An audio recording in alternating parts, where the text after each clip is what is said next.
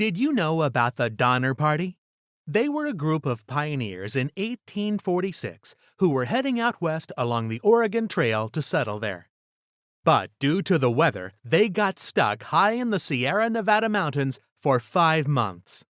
They ran out of food and supplies and became desperate. Many died from starvation or disease. The others ate some of those who died. That's right, ate them. Only 48 out of the original 87 people survived.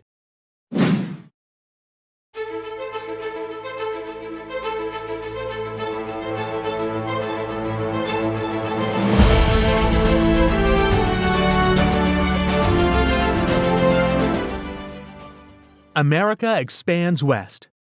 Through war and negotiation, America expanded its borders from the Atlantic to the Pacific Ocean. Throughout this video series, we will be looking at how early America often struggled as it expanded geographically and developed politically, economically, and socially. An example of geographic expansion is when America's borders were maintained or grew either through war or treaty.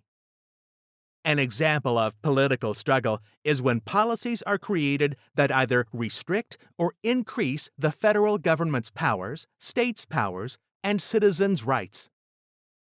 Economic struggles include when business and trade policies are restricted, economic opportunities are not equal, or established labor systems limit people's rights. Lastly, we'll be looking at social and cultural development, or how America struggled with inclusion and ensuring rights for all its citizens. This video will detail Section 1. Early geographic expansion from 1783 to 1819.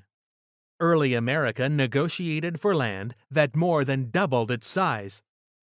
Section 2. From 1845 to 1853. America reached the Pacific Ocean through war and negotiation. Section 1.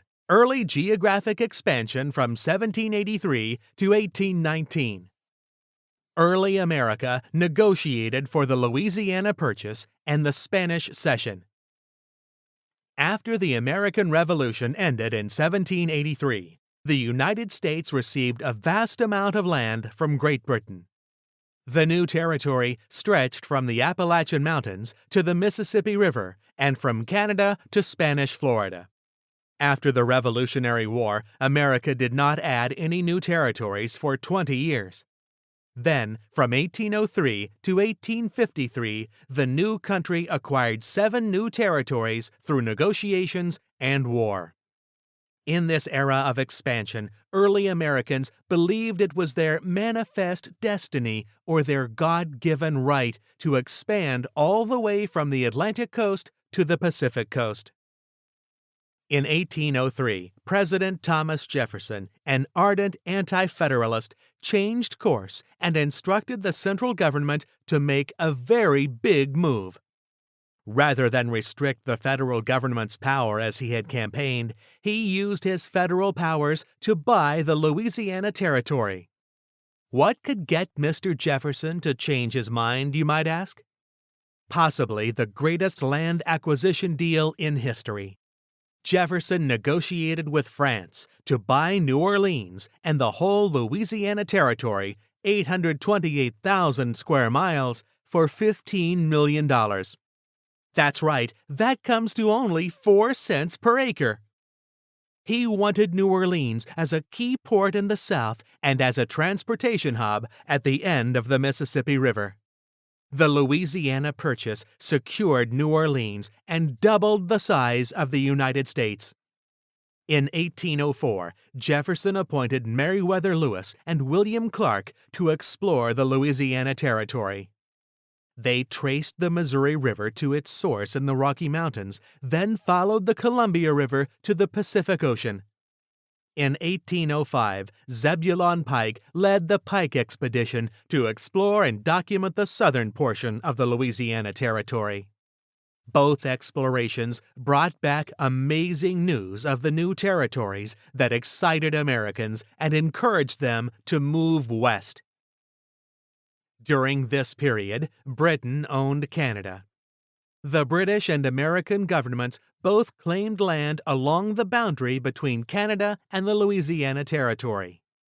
Finally, they negotiated an agreement to divide the land. The United States was given a small area just above the Louisiana Territory. In exchange, Britain received a small piece of land farther north in what is now Canada. This agreement was known as the Rush-Bagot Treaty and was the beginning of improved relationships between Great Britain and her former colonies. The U.S. also negotiated new territory from the Spanish. Florida had been under Spanish control since the expedition of Ponce de Leon in the 1500s. By the early 1800s, it had become a trouble spot for the United States for a few reasons.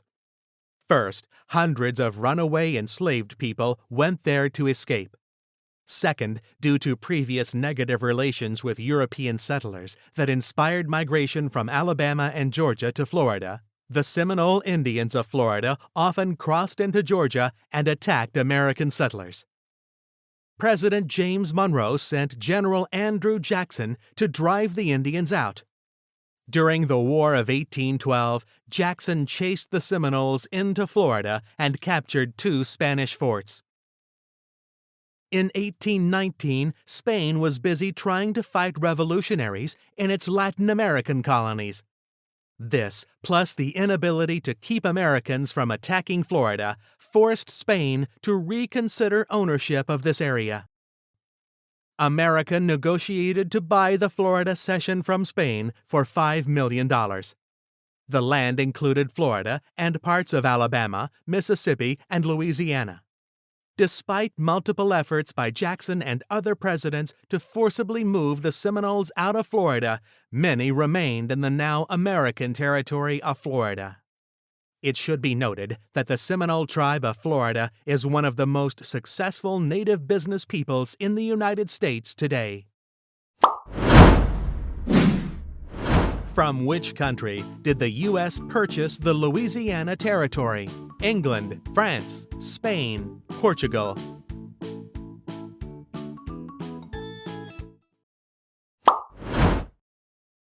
If you answered B, you are right. Jefferson purchased the Louisiana Territory from the French, doubling the size of the United States. Section 2. From 1845 to 1853. America reached the Pacific Ocean through war and negotiation. Starting in the 1820s, new opportunities for Americans to move into the Southwest started to open up. Hoping to gain more population in this territory, Mexico decided to open Texas, northern Mexico, to American settlers. They gave land to the new settlers if they promised to obey Mexican laws, including outlawing slavery. Stephen Austin led the first American families into Texas. Unfortunately, these new immigrants mostly ignored Mexican law. For example, even though slavery was against the law in Mexico, many settlers brought their enslaved people. This resulted in Mexico closing the border to future settlers in 1830. In 1836, Texas declared its independence from Mexico. General Santa Anna led the Mexican army north into Texas. Several thousand Mexican soldiers surrounded less than 200 Americans at the Alamo, a mission in San Antonio. William Travis, Davy Crockett, Jim Bowie, and other Texans fought a courageous 2-week battle before being killed. Afterward, General Sam Houston was named commander of the Texan Army. The battle cry became, "Remember the Alamo!" General Houston defeated Santa Anna at the Battle of San Jacinto, and the Texan Revolution came to an end. When Texas won its independence from Mexico, it asked Congress to be admitted into the Union as a state. The northern states voted not to admit Texas as a state. This was largely because they believed another slave state would tip the delicate balance of slave versus non-slave states in Congress. Many also feared that adding Texas to the country would spark a war with Mexico, since Mexico never truly acknowledged Texas as independent. So, for a short period, Texas remained an independent country known as the Lone Star Republic. Sam Houston was elected president of the new nation. In 1845, after Texas threatened to become a territory of Britain, Congress finally added on Texas as the 28th state. Texas joined the Union as a slave state. Iowa was admitted as a free state shortly thereafter to maintain the balance between free and slave states. In the Northwest, the United States and Britain agreed to have shared ownership of the Oregon Country, which included part of modern-day Canada. Initially, the population of this territory was predominantly fur traders, who became known as mountain men. However, by the 1840s, thousands of pioneer settlers migrated to the Oregon Country. They traveled together in wagon trains for protection against the Indians. The Oregon Trail, as it became known, stretched for 2,000 miles from Independence, Missouri, to the Willamette Valley of Oregon. In 1846, President Polk negotiated with Britain to divide the Oregon Country into two parts. The United States was given the southern half, and Britain took control of the northern half. The boundary was the 49th latitude line. Also, in 1846, a boundary dispute arose between the United States and Mexico. Initially, the U.S. offered to buy New Mexico and California from Mexico for $30 million. Mexico refused. Shots were fired at the Rio Grande border, though both the U.S. and Mexico claimed the other fired first. 2 days later, Congress declared war on Mexico. The war is called the Mexican-American War. By 1848, Mexico had surrendered. America acquired the Mexican Cession, a large land that comprises the southwestern region of the United States today.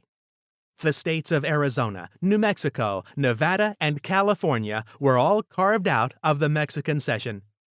To partially compensate Mexico for the territory, the United States paid Mexico $15 million. But that still wasn't all the territory the U.S. gained during this time. In 1853, in order to build a railroad from New Orleans westward to California, the U.S. needed a southern route. Congress negotiated with Mexico, spending $10 million for a small strip of land at the southern end of the Rocky Mountains. This land provided a level route to the west coast. The Gadsden Purchase, as it was called, is now part of southern Arizona and New Mexico. The purchase of this territory completed the acquisition of land that today makes up the continental United States. Test your knowledge. Follow the wagon. In this game, you will track the wagon as it appears on the blank Westward Expansion Territories map. Other Westward Expansion icons will appear. Once the music stops, you will use a labeled Westward Expansion Territory map to determine the name of the territory the wagon ended up. Remember, keep your eyes on the wagon.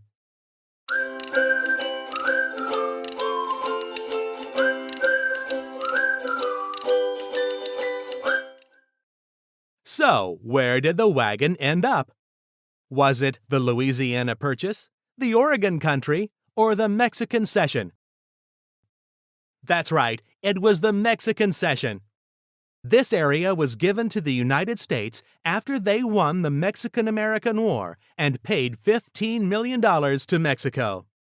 Let's try it again. Remember to trace the wagon.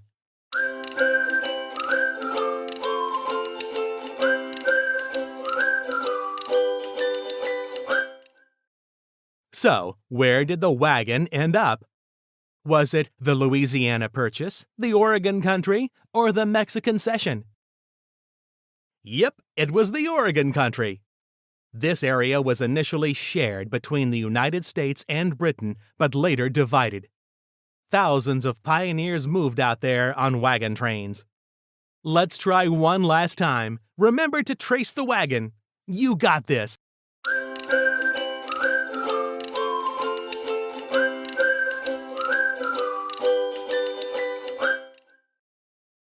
So, where did the wagon end up? Was it the Louisiana Purchase, the Florida Cession, or the Mexican Cession? Yep, it was the Louisiana Purchase. This huge territory was purchased from the French, in part so that the U.S. could access New Orleans, a key port at the end of the Mississippi River. As America moved west, Native Americans were forced to relocate, which often proved devastating to Native populations. Did you know that almost all of Oklahoma was assigned to forcibly remove Native American tribes? In many cases, the agreements were captured in treaties that Native Americans were forced to sign. Some of those agreements continue to impact our world today.